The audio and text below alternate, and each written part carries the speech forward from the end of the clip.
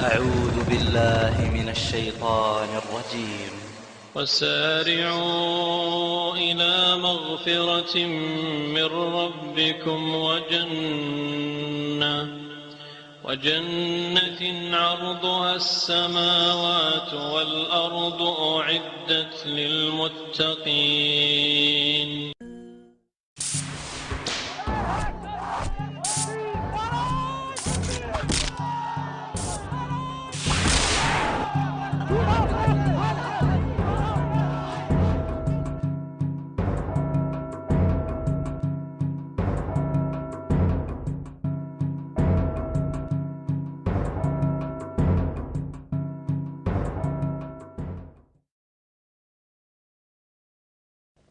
قال الله تعالى في شأن حبيبه إن الله وملائكته يصلون على النبي يا أيها الذين آمنوا صلوا عليه وسلموا تسليما اللهم صل على سيدنا محمد وعلى آل سيدنا محمد وبارك وسلم. أعوذ بالله من الشيطان الرجيم. بسم الله الرحمن الرحيم. إن هي إلا أسماء سميتموها ها أنتم وآباؤكم ما أنزل الله بها من سلطان إن يتبعون إلا الظن وما تهوى الأنفس ولقد جاءهم من ربهم الهدى. صدق الله العظيم. My dear brethren, this evening reminds me about my previous visit to this mosque. On the very first time that I came to the Cape, our late Imam Abdullah Harun, he invited me to your masjid, and I can't seem to forget that event when the late Imam Abdullah Harun introduced me to the congregation. He was doing it in Afrikaans. I can't speak Afrikaans, but I can follow a few words. And in his introduction, pointing to me in Afrikaans, says, "Daar is Bilal van Afrika." That I understood, that this is the Bilal of Africa. And I felt very happy and proud that he considered me as the voice of Sayyidina Bilal in Africa at the present moment. I was very, very happy indeed. We miss him dearly. May Allah Bari Ta'ala give him Jannatul Firdaus, our late Imam Abdullah Harun. Now that same Sayyidina Bilal, this satanic Salman, what he calls him in his book, he calls him that bum, astaghfirullah, that black monster with a voice to match his size, and on and on. We will not go into details at that present moment. But now, last night, I delivered a talk in the Surrey Estate Masjid, and I used certain verses, 4 verses prior to the one I read to you tonight. The verse I read to you tonight is from Surah Najm, chapter 53, ayah number 23. But last night I dealt with ayah number 19, 20, 21, 22. But that was from a different angle. That how Allah Bari Ta'ala uses psychology in approaching different types of people differently. That was the purpose of last night's quotation from Surah Najm, ayahs 19, 20, 21, 22. Tonight 23 is again takes us to another line altogether, from which we get this title. This Satan, Salman, he has derived for his book the satanic verses. How come? Where do they come from? This title, the satanic verses, how did he conjure it? How did he contrive it? How did he concoct it? This is what he quotes in his book, that in the early days of Islam, before the Hijrah, in Makkah, our Nabi Kareem Sallallahu Alaihi Wasallam, around the Kaaba, he's surrounded by the mushriks of Makkah, and he's made to proclaim. He's made to proclaim, أَفَرَأَيْتُمُ اللَّاتَ وَالْعُزَّى. Have you seen Al-Lat and Al-Uzza, وَمَنَاةَ الثَّالِثَةَ الْأُخْرَى, and Al-Manat, the third beside? أَلَكُمُ الذَّكَرُ وَلَهُ الْأُنْثَى. He said, what sons for you and daughters for me? Tilka izan qismatun diza. This is a very unfair division. Now, I dealt with that from the psychological aspect. What was the reason for that type of approach? Allah Bari Ta'ala is delivering the message. But as soon as he came to that, and he came to ayah number 23, where he says, in here, which means these are the tone of the message that is coming, that look, sons for you and daughters for me, Allah says. Very unfair. Even according to your sense of justice and fair play, you mushriks, you know that is not right. In here, these are. The mushriks, they knew what to expect. That here is a condemnation coming. So, among the human devils, so we have all types of people among us. It is said that that devil, shaitan, interjected. But that shaitan was not the type of shaitan that the Westerner draws in his art. You know, he draws shaitan, the devil. If you have seen pictures of the devil, if it's in color, it will be a reddy complexion, like fire. Then he has horns, he has sharp ears, he has a tail with a barbed hook. Now you know that type of devil doesn't exist. Did you know that? You know, there's no such devil. Because if there was such a devil, we'll be on guard. Am I right? If a devil like that came to whisper to you, will you stand there? Will you wait? Will you listen to him? The guy with the sharp horns and with big ears like a donkey and with a tail with a barbed hook. You wait and listen to him? No, you run for your life. But the devil is handsome like me or the best of us. Yes. Shaitans. You see, in the guise of angels. They come to you in the guise of angels. They mean, we wish you well. And the guy takes you astray. It's easier that way than to come along with horns and with the tail. You see? So the devil that tradition talks about is one of the mushriks of Makkah. The clever fellow. The clever devil. Don't you say the clever devil? Who is he? He's one of us. The clever devil. He interjected. He knew what was coming. And this is done, usually they do it in politics. You see, in hecklers, you have hecklers. You know, when a man is talking, you interject. He's trying to say something, you put a word into his mouth, which he doesn't want to utter. So, this human devil, this clever Alec, like Abu Jahl, you know Abu Jahl? Very famous. He gave a lot of trouble to our Nabi Karim Sallallahu Alaihi Wasallam and the early Muslims. A lot of trouble. Abu Jahl. What is Abu Jahl? It means father of ignorance. He is the father of ignorance. Ignorance, and he is the father of it. Means the most ignorant fellow. Was he? No. He was the cleverest of the Arabs. Wallah, he was the cleverest. He was about one of the half a dozen in the whole of Arabia who could read and write. In the whole of Arabia, in the time of our Nabi Karim Sallallahu Alaihi Wasallam, there were only about half a dozen in the whole of Arabia who could read and write, and he was one of them. His real title was Abul Hikmah, father of wisdom. He's the wisest of the Arabs.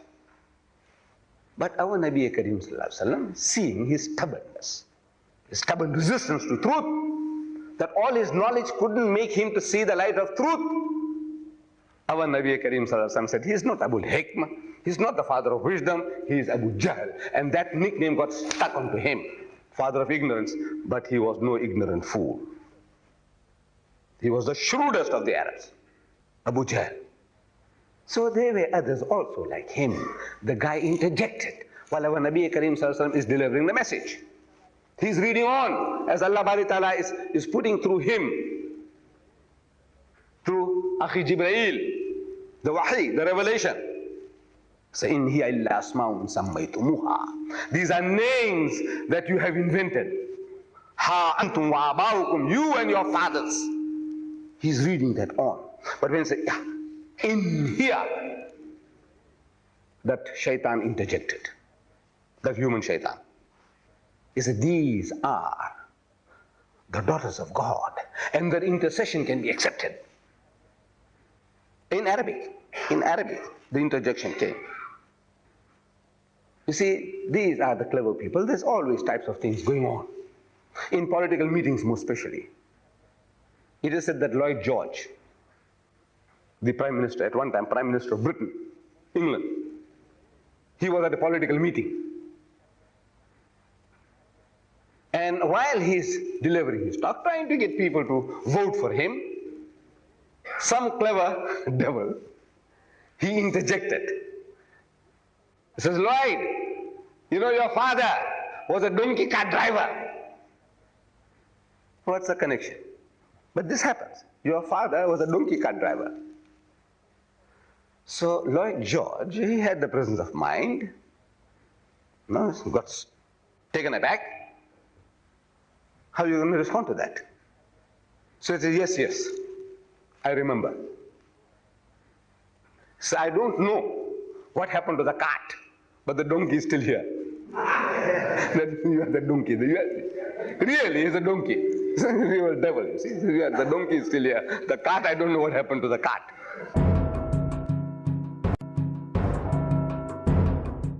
You see, these are the clever people. There's always types of things going on. In political meetings, most especially. It is said that Lloyd George, the Prime Minister, at one time Prime Minister of Britain, England, he was at a political meeting. And while he's delivering his talk, trying to get people to vote for him, some clever devil, he interjected. He says, Lloyd, you know your father was a donkey cart driver. What's the connection? But this happens. Your father was a donkey cart driver. So Lloyd George, he had the presence of mind, got taken aback. How are you going to respond to that? So he said, yes, I remember. So I don't know what happened to the cart, but the donkey is still here. You are the donkey. Really, he's a donkey. He's a real devil. You see, the donkey is still here. The cart, I don't know what happened to the cart. So Allah Bari Ta'ala is carrying on with it. In hiya illa asma'un sammaytumuha antum wa aba'ukum ma anzalallahu biha min sultan. For which Allah has given you no authority that you should attribute daughters to Allah. In yattabi'una illa zan, this is only conjecture, guesswork. Your fiction, imagination. وَمَا تَهْوَى الْأَنفُسِ, your own ego, satisfying your own ego, your own desires. وَلَقَدْ جَاءَهُمْ مِنْ رَبِّهُمُ الْهُدَى. Whereas from the beginning, Allah Bari Ta'ala has given you knowledge, guidance about the right. You have received it, and yet you're going off the track. So now, while this thing is going on, and that's the interjection that took place, everybody couldn't hear the Prophet ﷺ because the crowd is big. It has attracted a lot of people. Some people heard our Nabi Kareem ﷺ completing the ayah. Somebody heard the interjection. And he says, man, who said that? He said, perhaps now Muhammad has relented. You know, he is now compromising. He has reached a compromise. So the mischief maker started spreading that. Look, things are all right now. Muhammad says now, look, you can worship Allah, and you can worship Allah, Al-Manat, Al-Uzza. You can ask them to intercede on your behalf. He says, man, you know, now look, now we're going to have peace among the Quraysh. Muhammad has made an honorable compromise. So this story reached, slowly, in time, it reached Abyssinia. The Muhajirin, the Muslims had migrated to Abyssinia.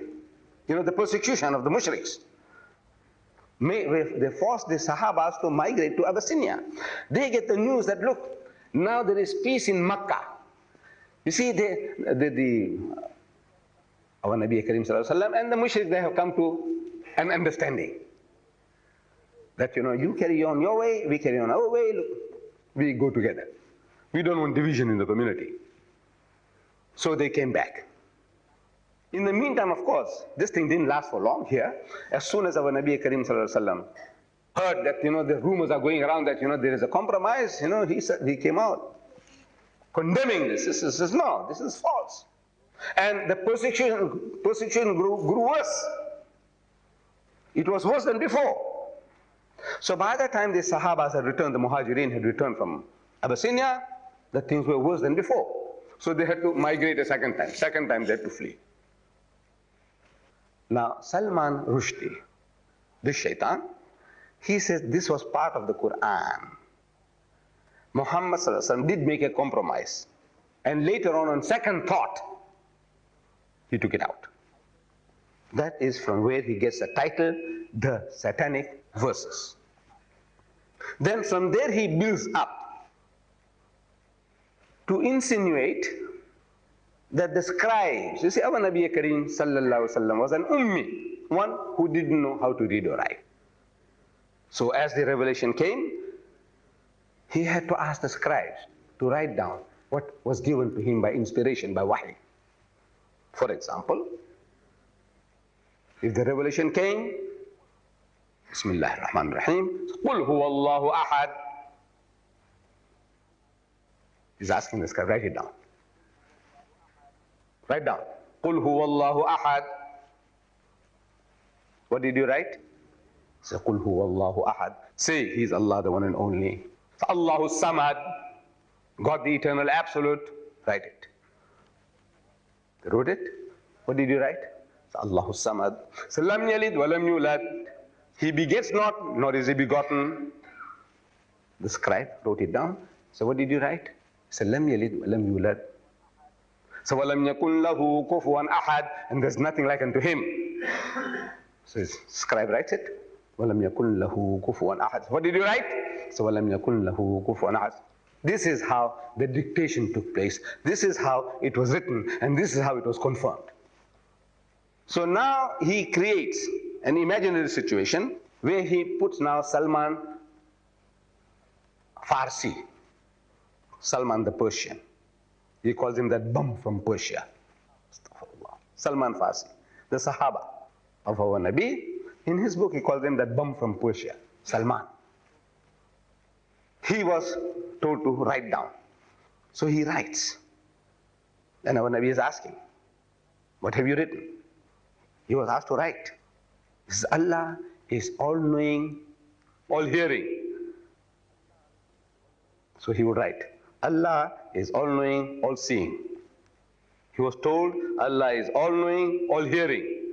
He would write, just trying it out, whether Muhammad knows his presence of mind, whether he really knows what he's dictating, or he's just, just thinking loudly and anything can pass. So what did you write? Say, Allah is all-knowing, all-seeing. So the Prophet looks at him, smiles, and says, it's possible. Passes it. Our Nabi Karim Sallallahu Alaihi Wasallam, under inspiration, is telling them to write something about the Christian. He changes the word Christian to Jew. So what did you write?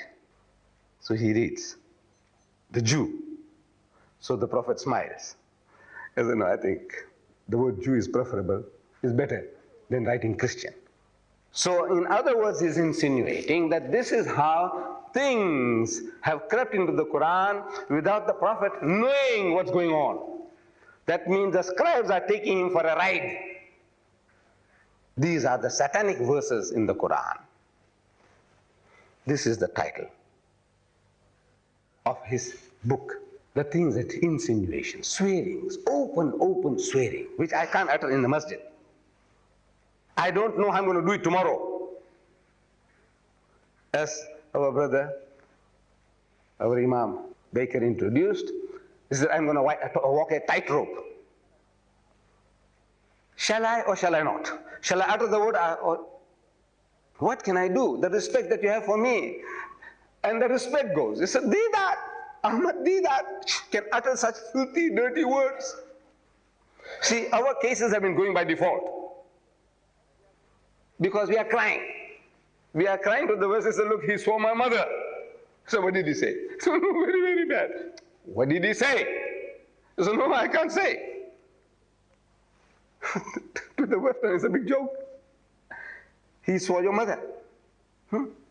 He called your mother names, which of course difficult for you to utter. This is what he called my mother. But now in a court of law, when you present your case, you have to say what he said. You can't say terrible, horrible. I can't say it. This is what you're crying about. So that part we're going to deal with tomorrow night. But to us, the wives of the prophets, he treats them as prostitutes. The language he uses, all the wives of the prophets, he creates a brothel. You know a brothel? Where all the prostitutes live. And he creates 12 characters there in the brothel. And each and every one, he gives the names of our mothers. The wives of the prophets, prophet are our mothers. Who says so? We heard. But no, this is what Allah says in His holy book. An-nabiyyu awla bil mu'minina min anfusihim.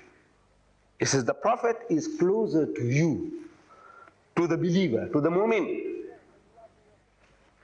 than their own selves, and you are to yourself. They are even closer than that to you. Spiritual relationship with Allah's Rasul is so close that my blood brother is nothing. I can sacrifice him for Allah and His Rasul. They are closer to us. The Prophet is closer to us than our own flesh and blood, or we to ourselves. وَأَزْوَاجُهُ أُمَّهَاتُهُمْ, and his wives are your mothers. Allah says so. Where does he say that?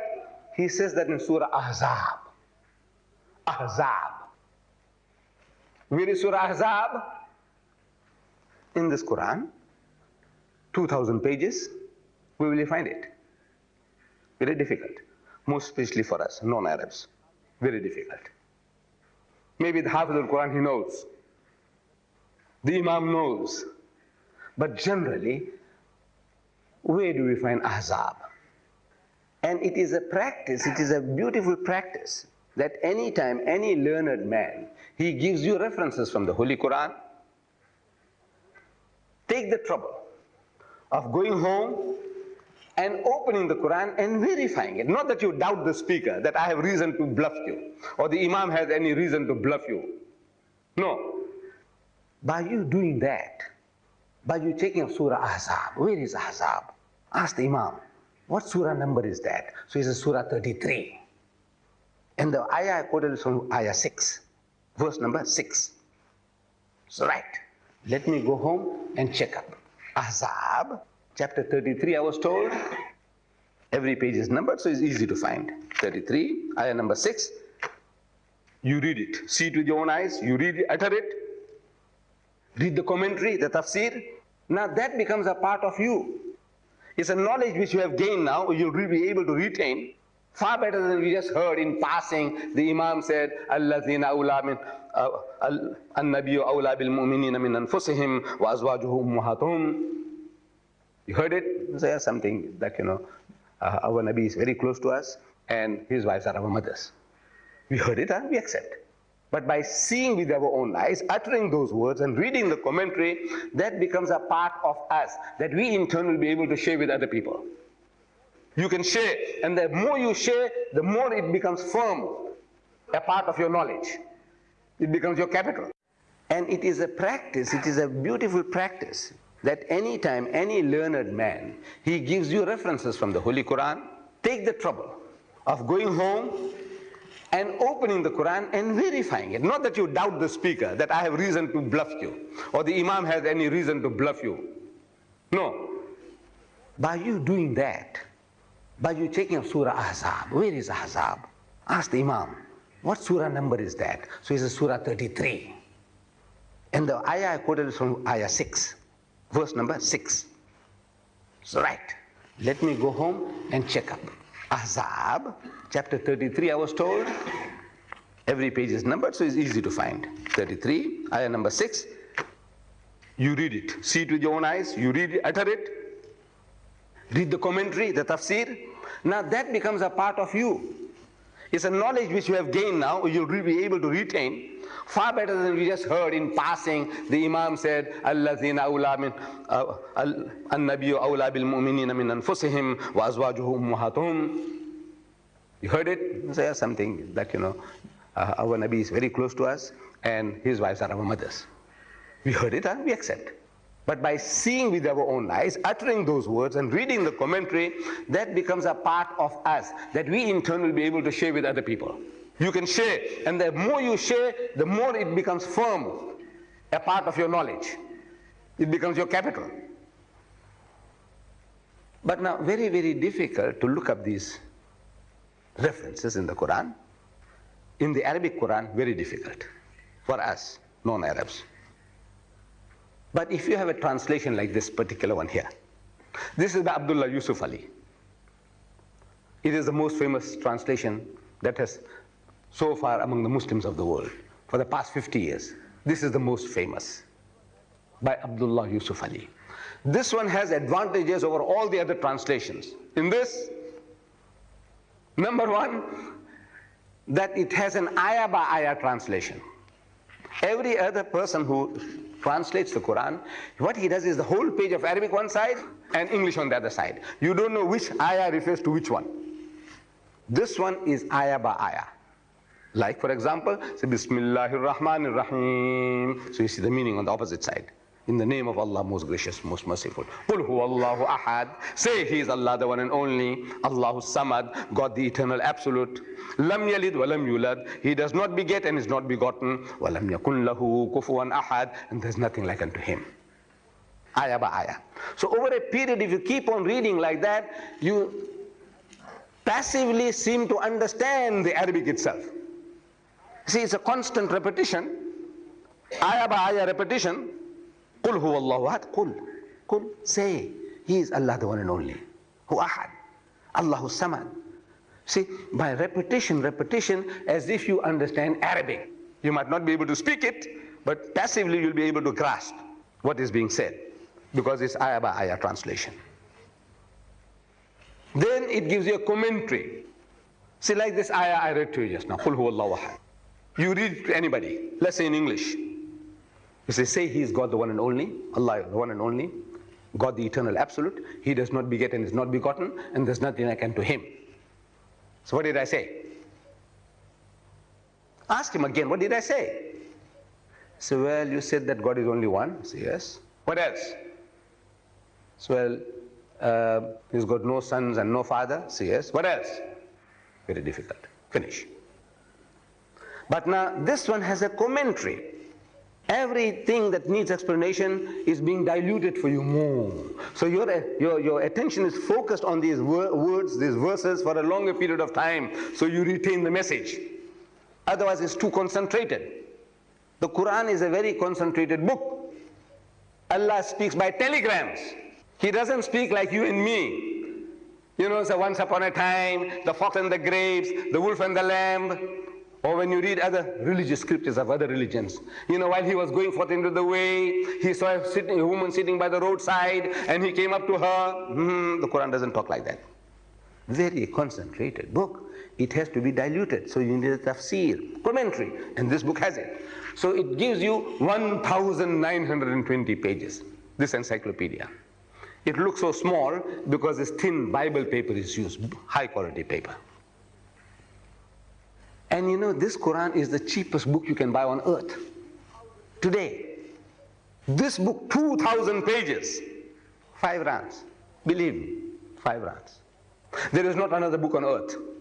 If you ever bought a booklet for your child, a small book, a small comic thing, then you know what you pay for it. 30 pages, 40 pages, 200 pages. How much you pay for it? But we don't know about this. You know why? Because we're not a reading people. The Muslims don't read. The very first word of revelation Allah gave to our Nabi Kareem Sallallahu Alaihi Wasallam to us was Iqra, read. And we are a nation, the ummah, 1,000 million. We would say, La Iqra, we won't read. You read books. What books we read? Do you read the Quran? You read the tafsirs? Do we? You know. We know ourselves. We are the people who read the least amount of reading we ever do. You don't even read newspapers. You know that we don't know what's going on.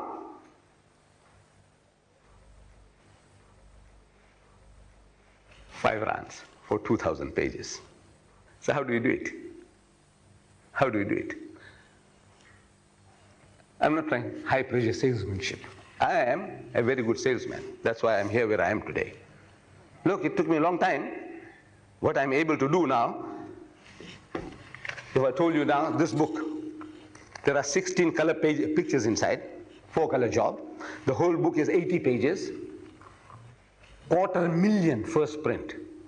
I don't know whether you know what, 250,000. You know what's 250,000? 250,000. What do you know what? It's only words, 250. First print. 250,000 for giving out free distribution. Allah has blessed me. I'm able to do that now. There was a time when I want to print a pamphlet like this. Me and my secretary used to go to the printer. We said, now quote us now for 1,000 and 5,000. So we get a quotation for 1,000 of this and 5,000. Then we go to the office and we have a meeting. So he says, man, 5,000 is too much now. Look, we'll print 1,000 now. Inshallah, you know, when Allah gives us a little more, we'll make it 5,000 some other time. Pages like this, 1,000, 5,000. Today, as a 250,000, first print, 250,000. Allah has blessed us. So where you get the money from? I said, look, don't worry. It's not your business. Don't worry about all that. How do you get this? I said, stolen property, liquidation stock. No, liquidation stock. I said, what are you worried, my brothers? Why are you worried about all this? I said, you see, this book, to print 100,000 in this country, it cost me more than 20 rands each. To print 100,000, and wallah, that is also cheap.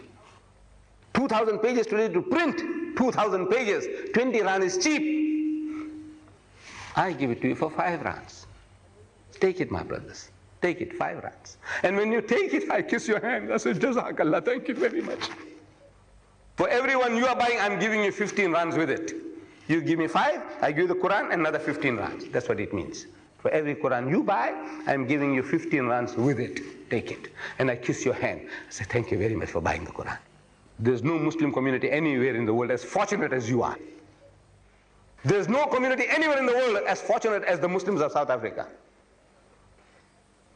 5 rands. And then I'm telling my brothers, I said, look, if you can't afford it, write and tell me why I should give you one for nothing. And wallah, you'll get it for nothing.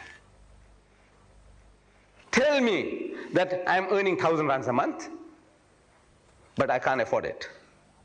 You'll get it free. We will not ask you how you squandered that 1,000 rands, how much you got in the bank. That's not my business. You say you can't afford it, that means you are prepared to accept somebody's zakat and lillah, you get it free. You want that? Have it free. We don't want to know your banking account. How much you got there, how much you got saved away, how much jewelry your wife has got. When you go to the cinema, how much you spend. I don't want to know anything. You say you can't afford it? Free. 5 rands. Take it. I said, every home, not one. You have children, growing up children. Take this book. You're growing children. Sit down around the family. At least once a week. Ba'd al-Maghrib. After dinner. Your son or your daughter says, son, come on, read this. Read the Quran. Only one ruku. One section. And explain to your mom. You know what you're doing? You're improving your child's English, knowledge of the Quran, understanding about Allah's kalam. And a bond is created in the family. That type of bond based on Allah's kalam. All this we are achieving with this investment. I said, get half a dozen. There's no better wedding present you can give than this. A Christmas present you can give to your boss than this. I said, every home, not one. You have children, growing up children. Take this book. You're growing children. Sit down around the family. At least once a week. Ba'd al-Maghrib. After dinner. Your son or your daughter says, son, come on, read this. Read the Quran. Only one ruku. One section. And explain to your mom. You know what you're doing? You're improving your child's English, knowledge of the Quran, understanding about Allah's kalam. And a bond is created in the family. That type of bond based on Allah's kalam. All this we are achieving with this investment. I said, get half a dozen. There's no better wedding present you can give than this. A Christmas present you can give to your boss than this. 5 rands for 2,000 encyclopedia, 2,000 pages. And for the family. However, so this book has the advantage, anything you want to know. I said Ahzab and the A, just like in a dictionary. And the A, look, Ahzab is chapter 33. 33, easy to find, every page is numbered. You found it? Ayah number 6. You found it? Read. And Allah says, Inna alladhina, those who yuzun Allah wa rasulahu, who annoy Allah and His Messenger, la'anahumullahu fi dunya wal akhirah. The curse of Allah is upon him, fi dunya wal akhirah, in this world and in the hereafter. Wa a'adda lahum azabun muhina. And Allah has prepared for them a humiliating punishment. What he does, Salman Rushdie, is hurting, annoying Allah and His Messenger. But that is still not strong enough to say, kill him. We say, kill him. In last October, you see, this thing happened in our country. Last October, October 88, I get these pages from Rushdie's book, Facts to me. This invention is so fantastic. You know, bulk of our people don't know what it is all about. The fax machine, you see, while this page or any page you're putting through, now when I put it through here, where do I wonder? I connect it with Durban, my office. While it's going through here, it's coming out in Durban. Same thing. While this is going through in the machine, it's coming out there. Same thing reproduced. While the guy is doing it in England, he's got my telephone number, that connection, telex, fax number. He's just putting, and while it's going there, it's coming out there. Without those things, again, you can't give battle anymore. So while the thing is hot, the thing is put through, we get it. So what? It spoils your good taste, upsets you. You want to kill the guy. What to do? And the guy is going to come to Cape Town for a book exhibition. He is going to start promoting the book here in Cape Town. So immediately we contact some of our people who are in contact with the government. They say, look man, look, read this. This is horrible, see? Take it to the director of publication, show it to him. And they are reasonable people. Look, in politics it's different. Where he has uprooted us, left this masjid here. How is it that 20 years ago when I was here, this place was chock-a-block? And today, less than half, after 20 years. What has happened? No, they're scattered over people. All the people that were really living around. You, my brothers, I know you must have come from far and wide to keep this place alive. That's different. Policy of apartheid, group areas, that's different. But they are a reasonable people. When you show them, I say, look man, this guy is swearing my mother. Look at the filthy, dirty language that he uses.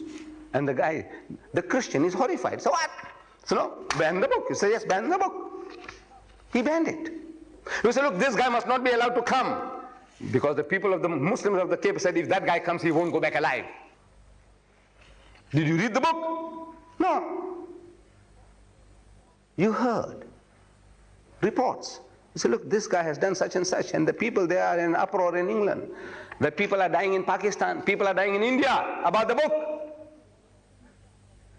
You didn't read it. You don't have to read to know, to form an opinion, to take a position, because the whole world is taking up positions. The Christian, how many Christians know the Bible? Millions of them, they don't know more than a few pages of the Bible. You know that? Jews, there are millions of Jews who don't know the Shema, the Kalima, in their own language, the first Kalima of theirs. Shema Israelu Adonai Eloheinu Adonai Echad.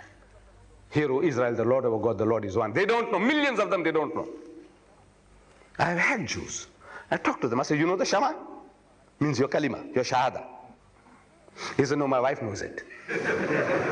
No, it's a fact. My wife knows it. Then there are millions of Muslims. We read the Quran without understanding a word. The Christian takes up positions for his book, the Bible, against the Quran. Has he read the Quran? No. Has he seen one? No. Has he touched one? No. He takes a position. He says, no, my book is the book of God, yours is not. You read the Hindu scriptures? No. You take up positions. This is common. This is life. This is normal behavior. We all take up positions. You heard that this man swore over Nabi, the Sahabas, and our mothers is right, that Khabis must die. And he would have been a dead man. Wallah, I believe that when the Muslims at the cave especially, when they say the guy is going to die, he's going to die. Was it Islamic? I said yes, it was Islamic. You didn't know the Quran, you didn't know the Hadith, but it was a natural reaction. Swearing my mother, my physical mother, somebody swore, and if I can, I'll punch him on the jaw. I'll break his jaw. If I can't do that, I'll hire somebody to do it. No? Yes, it's a natural behavior. Somebody calls your mother a prostitute, what do?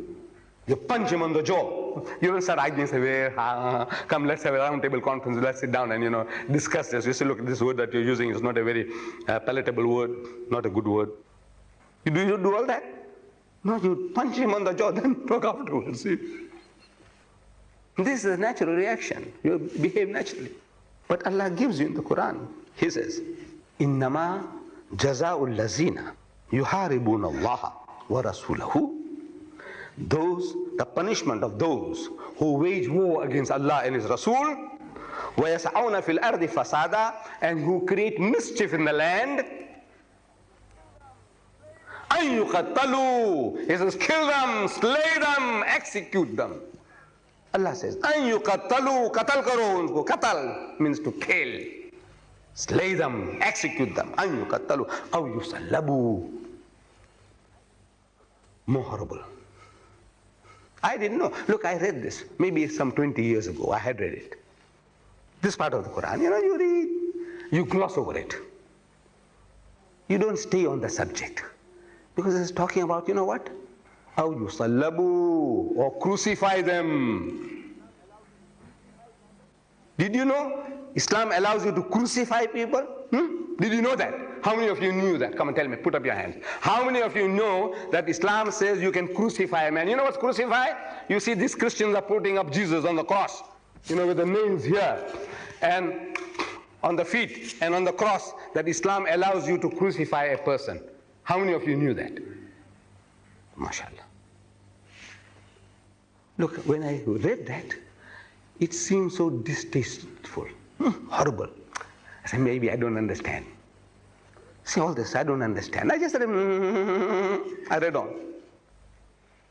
Now it's because of Rushdie, I'm reading this and paying attention. So what does Allah say?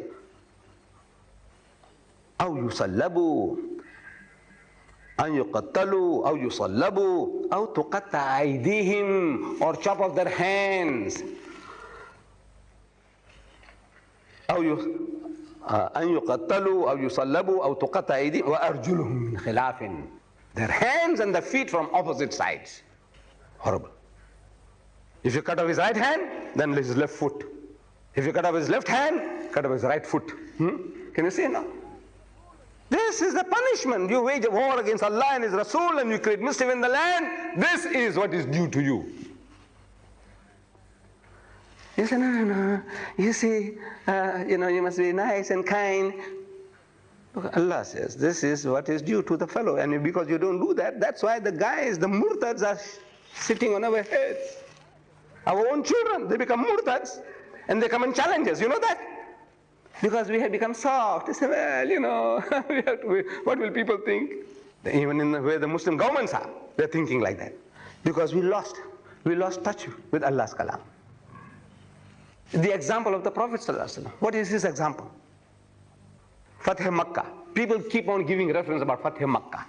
He says, when our Nabi Karim ﷺ, when he conquered Makkah, after all the trials and tribulations, the Sahabas fled twice to Abyssinia, I told you. Then he had to flee for his life. From which day we start counting our years, calendar, Islamic calendar? Hijrah, AH, 1409, AH. What is AH? After Hijrah. Now when he reconquers Makkah, he calls the people. He said, what do you expect at my hands? What do you expect now from what you had done to me and mine? What do you expect from my hands now? So they understood his nature too well. They said, mercy, O generous brother and nephew. So he said, I will speak to you as Joseph spoke unto his brethren. Hazrat Yusuf alayhi salam, how he spoke to him. I will speak to you as Joseph spoke unto his brethren. I will not reproach you today. Go, you are free. He gave them all freedom, except 10. You see, we forget. He gave them the whole of Makkah for what they had done to him personally and to his family. All forgiven, except 10. And our people forget the 10. 10, he says, these 10 chop, where you find them, chop off the heads. Subsequently, 6 of them were reprieved. Among them was Hind, that woman who cut out Hamza's body, took out the liver and chewed, not because she was hungry, for spite to show, this is what I think of you and yours. Only thing our Nabi said, don't come in front of me, please, that's all. But he forgave. But out of the 10, 4 had to be executed. Among them was a woman. And this woman was a poet. Poetry is like newspaper. You see, the human mind, when something is said in a nice poetical form, it seems to make a groove in our mentality, and we have a tendency to repeat, whether you like the words or not, because it's musical, it's rhyming. It sounds like truth because it's rhyming. So, lampooning, disgracing, insulting the women of Islam. That woman, she was beheaded, and 3 others beheaded. This is the example. The people who make mischief on the land, insults Allah and His Messenger, that you should kill them, execute them. Fatih Makkah. People keep on giving reference about Fatih Makkah. He says, you know, when our Nabi Karim Sallallahu Alaihi Wasallam, when he conquered Makkah, after all the trials and tribulations, the Sahabas fled twice to Abyssinia, I told you. Then he had to flee for his life. From which day we start counting our years, calendar, Islamic calendar? Hijrah, AH, 1409, AH. What is AH? After Hijrah. Now when he reconquers Makkah, he calls the people. He said, what do you expect at my hands? What do you expect now from what you had done to me and mine? What do you expect from my hands now? So they understood his nature too well. They said, mercy, O generous brother and nephew. So he said, I will speak to you as Joseph spoke unto his brethren. Hazrat Yusuf alayhi salam, how he spoke to them. I will speak to you as Joseph spoke unto his brethren. I will not reproach you today. Go, you are free. He gave them all freedom, except 10. You see, we forget. He gave them the whole of Makkah for what they had done to him personally and to his family. All forgiven, except 10. And our people forget the 10. 10, he says, these 10 chop, where you find them, chop off the heads.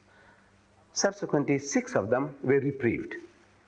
Among them was Hind, that woman who cut out Hamza's body, took out the liver and chewed, not because she was hungry, for spite to show, this is what I think of you and yours. Only thing our Nabi said, don't come in front of me, please, that's all. But he forgave.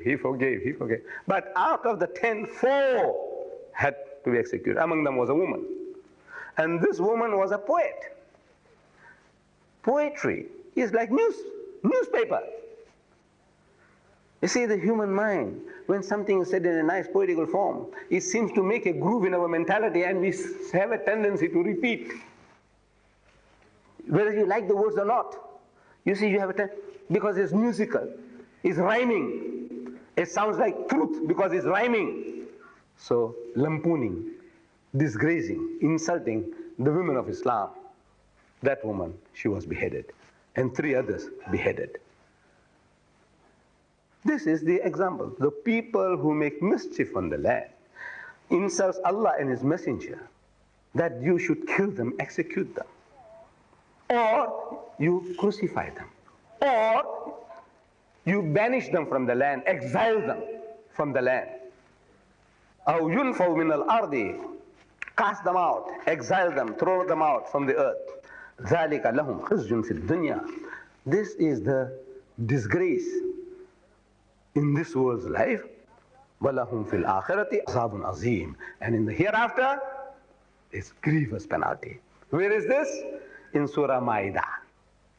Where is Surah Ma'idah? Get the book. Under M, you find Ma'idah. It'll tell you chapter 5. Easy to find. Ayah number 36. Go and check it up in your own Quran at home. Wallah, every Muslim deserves to have this book. You must have it. Then the Christians come and knock at your door. How much can you argue and debate? Nice, easy way. He says, you know what the Quran says about Jesus? He says, no. Open up under J. In this book, J. Everything about Jesus. First item under J, Jesus. A righteous prophet. Is a true prophet of God. Says chapter 6, verse 85. Number 2, his birth is described in 2 places. Chapter 3, verses 45 onwards. Chapter 19, verses 23 onwards.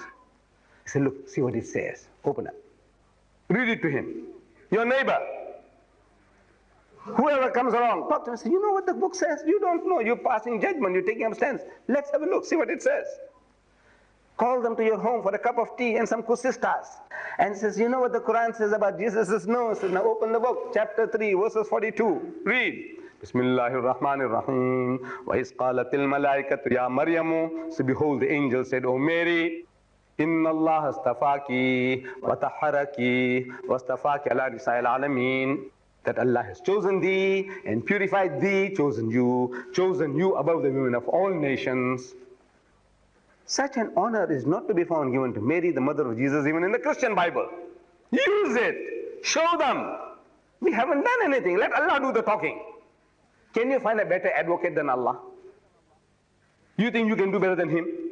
You can do better than Allah? Look, He is doing it for you. And this man has presented to you in such a beautiful manner. So easy to read and to apprehend the message. And again I said, 5 rands.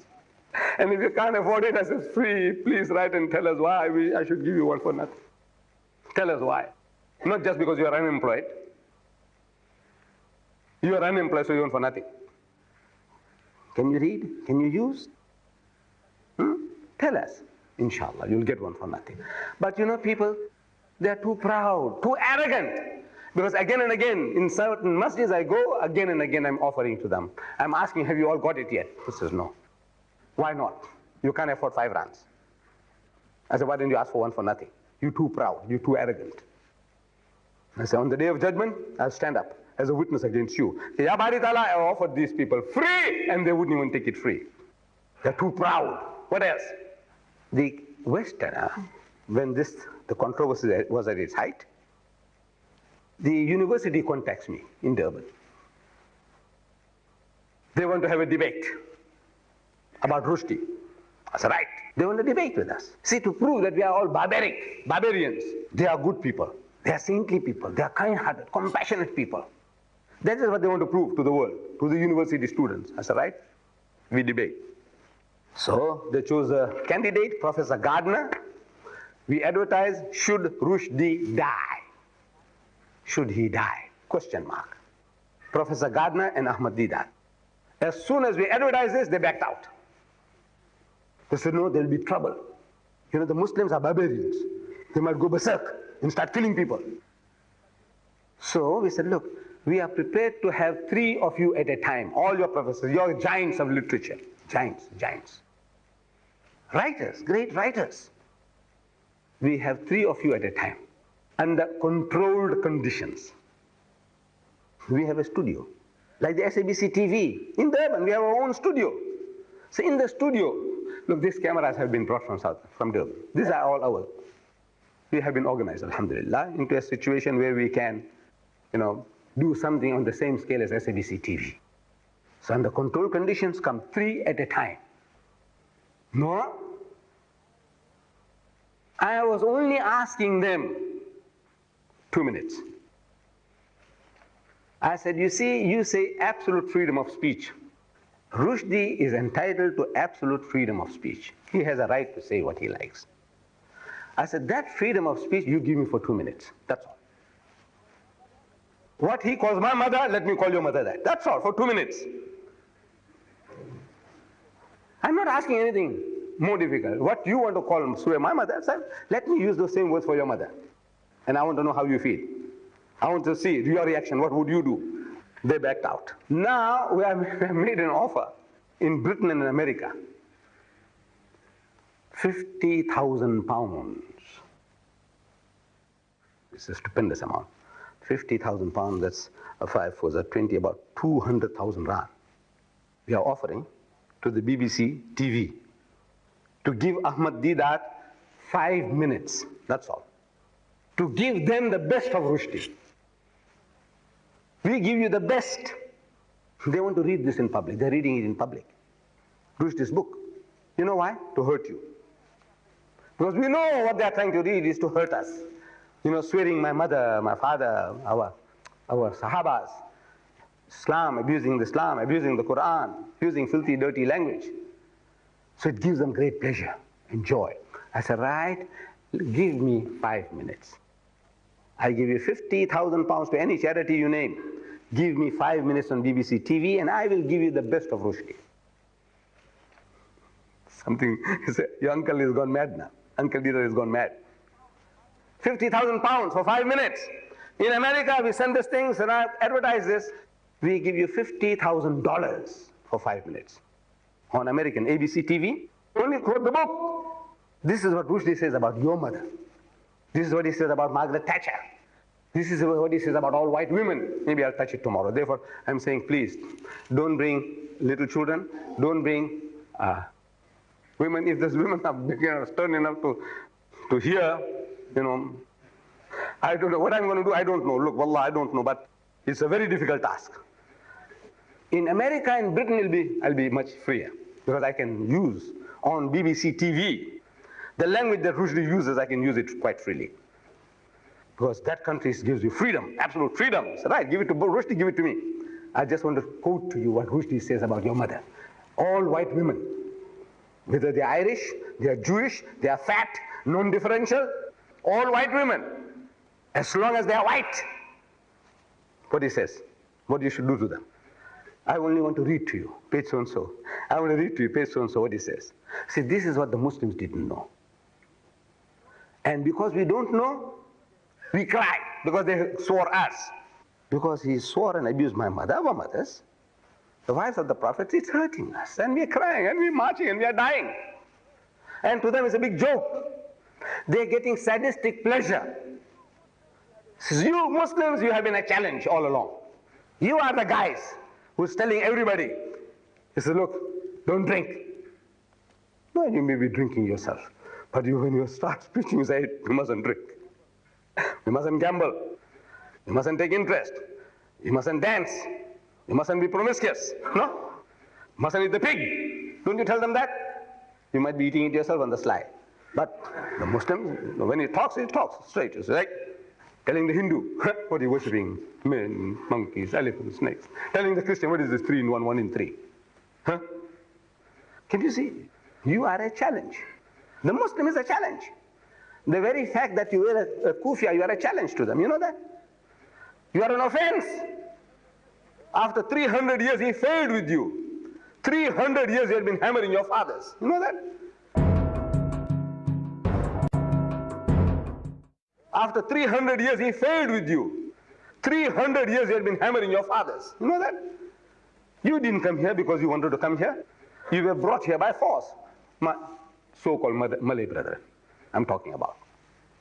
Your forefathers, 300 years ago, they brought them from Indonesia. Those who were fighting for their freedom, they were captured as prisoners of war and shipped to the Cape of Good Hope and sold to the white men as slaves. Then when the British conquered Malaysia, those of our brethren who were fighting for their freedom, they were captured as prisoners of war and shipped to the Cape of Good Hope for the white man, and sold to the white men as slaves. Therefore you carry their names. Fuad Hendricks. That Hendricks is Christian, Fuad Hendricks is Muslim. What is this Hendrix? You know, look, I'm not, wallah, I'm not trying to make a joke of it, but not this. Because they were our slave masters. We were sold to them as slaves. Our fathers met in private. They were not allowed to even make salat, pray. So you meet people there, under those conditions. So what's your name? Say Muhammad. And you, Yusuf. And you, Dawood. And you, again, Muhammad. And you, Suleiman. And you, again, Yusuf. How do you know who's who? So which Muhammad? He said, no, I work for Hendrix. So, you know, when we talk about you in the future, Muhammad Hendrix. And the guy who was slaving for Hendrix. And you, for Fenta, Dawood Fenta. And look, this is how the names came about. They change our language. They change our language. You speak Afrikaans at home.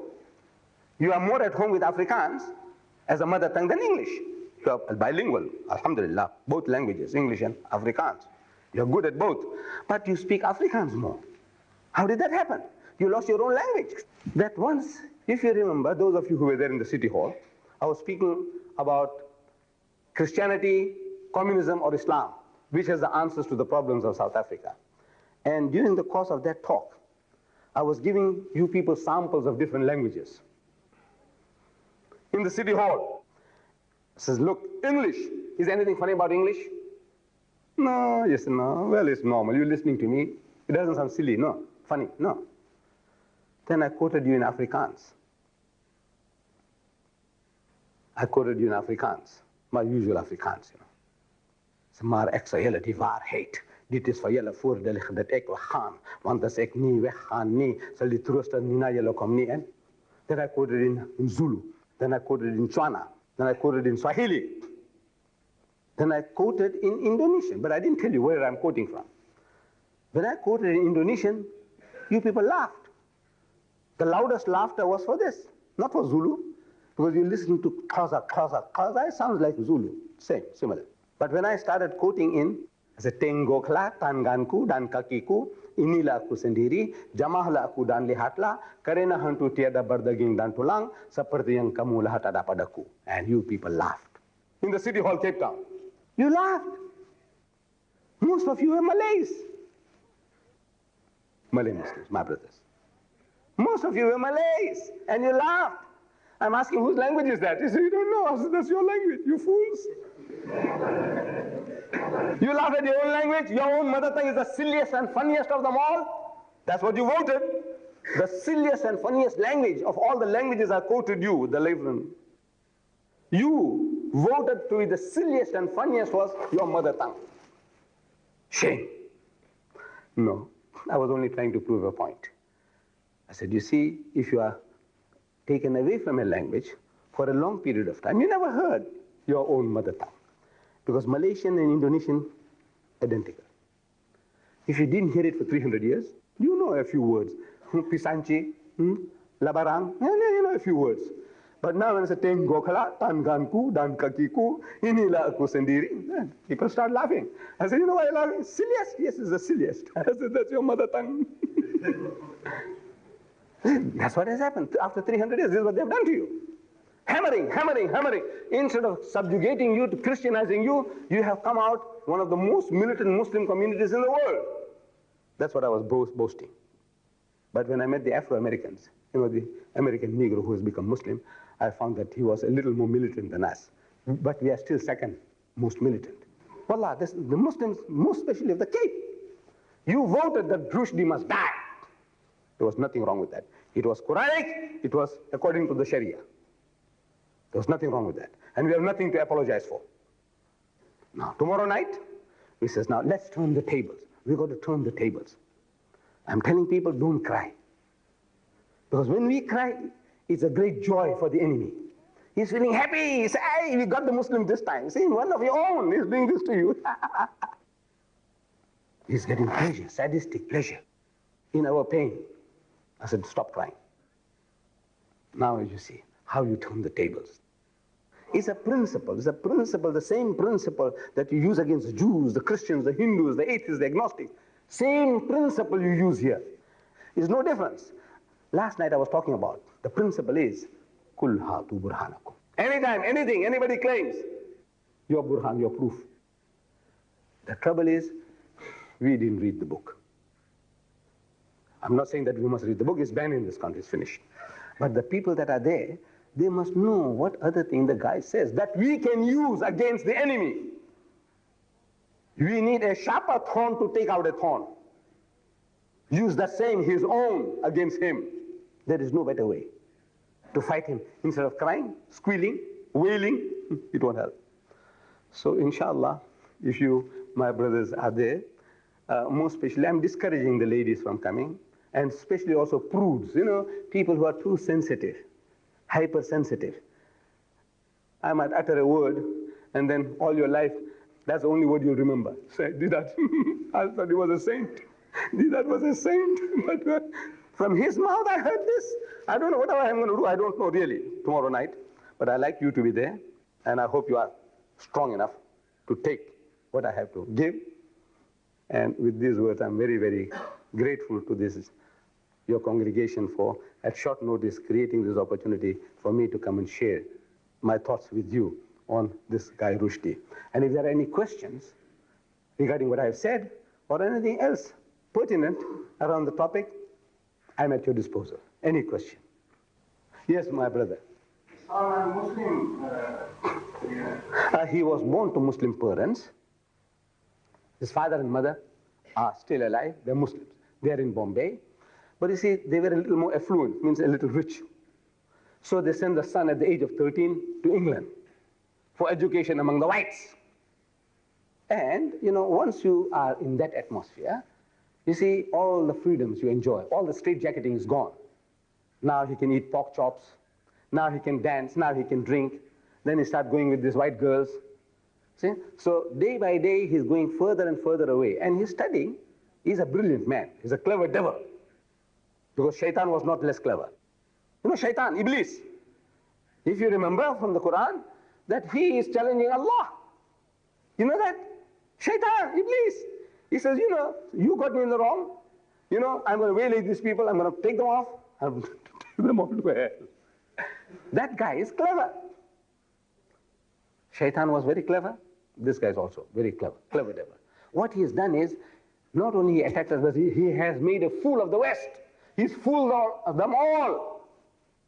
That is what I want to tell them. I said, look, what he has done to you. See, that's what he has done to Margaret Thatcher. Let me just show you this one. He calls her a bitch. Huh? But Margaret Thatcher, when she said, no, we have, freedom of speech in our language, she didn't know that this guy is calling her a bitch in his book. And you got to tell him. I said, look, tell her. Sure. I said, look, Ma, you're such a great lady, iron lady. Now, why? You are his benefactor. You look after this guy. You gave him a refuge in the country. You gave him British domicile, British passport. Now he's calling you a bitch. You Londoners, he's calling you bastards. This word bastard. Around the 60s, in the City Hall of Durban, I used that word as a quotation from the Holy Bible. In the Bible, 3 places this word is used. From the book of Deuteronomy, I quoted, the Bible says that the bastard shall not enter the congregation of the Lord even unto the 10th generation. Once you are a bastard, your generations for 10 generations, you are bastards. Now, I only quoted, and the roof nearly fell. See, people, my own people, so how can you use that word? Now, this guy uses it 30 times in the book. So I said, let me read it to you. There to the whites on BBC, let me read it to you. But what he calls it, this is mildest. What I told you is, calling her a bitch is mild, very mild. Calling them bastards is very mild. Let me tell you what he says. I don't know how I'm going to do it tomorrow, but this is what it is. Turn the table. So he was brought up under these conditions where he is a westernized guy, and he said, look, I've got nothing to do with religion. There are many like that in our midst also. See, the Muslims, they might come for Friday Salat, but in the heart and mind, there's nothing Islamic. It's just to please the father, trying to please his wife. He's coming to the mosque. But in his heart and mind, he's not a Muslim. But this guy openly, he says, this is all, bunkum. He's got nothing to do with these things. So he was born Muslim to Muslim parents. His name is Salman Rushdie. That was the name. Salman, name of the Sahaba. Salman Farsi, his father gave him. And Rushdie, see, Rushdie should be spelled rightly, the way we pronounce. Rushdie, R-O-O-S-H. Rush. D-E-E-D. Rush. D. But no, this is the father anglicized the name. R-U-S-H. Rush. D-I-E. What is D-I-E? Die. Rush. Die. Die. Should. You say there's a rush. D. Die. It's a rush. Die. Die. Look, a prophetic. The name the father chose, he must rush to die. Rush, this R-U-S-H. Rush, ask any child. What is R-U-S-H? Rush. D-I-E, die. Rush, die. He's rushing to die. وآخر الدعوانا الحمد لله رب العالمين.